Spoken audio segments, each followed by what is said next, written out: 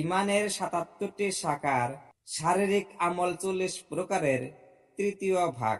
Number ১, ন্যায় বিচারের সহিত রাষ্ট্র পরিচালনা করা। নাম্বার ২, হক্কানি জামাতের সহযোগিতা করা।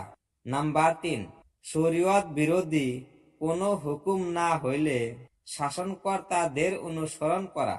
নাম্বার ৪, পারস্পরিক বিষয়সমূহের সংশোধন করা, জালেমদেরকে শাস্তি দেওয়া ও বিদ্রোহীদের সহিত জেহাদ করা ইহার অন্তর্ভুক্ত।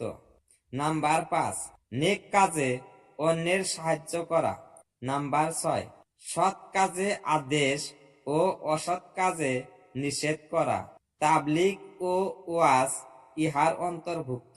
নাম্বার ৭, জেহাদ করা, সীমান্ত রক্ষা করাও ইহার অন্তর্ভুক্ত। নাম্বার ৮, হক কায়েম করা। নাম্বার ৯, আমানত আদায় করা, গনিমতের ১/৫ প্রদান করাও ইহার অন্তর্ভুক্ত।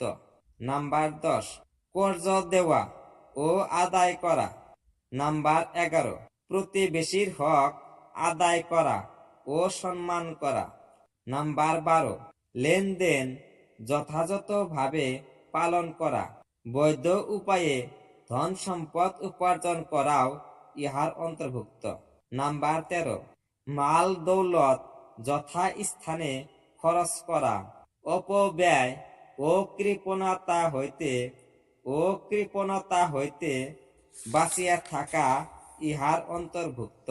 নাম্বার ১৪, সালাম করা ও উহার জবাব দেওয়া।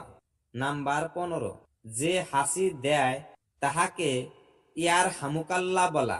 নাম্বার ১৬, নিজের ক্ষতি ও কষ্ট হইতে দুনিয়াকে রক্ষা করা।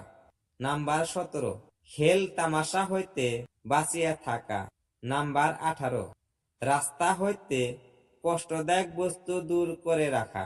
এই হইল ইমানের মোট ৭৭টি শাখা।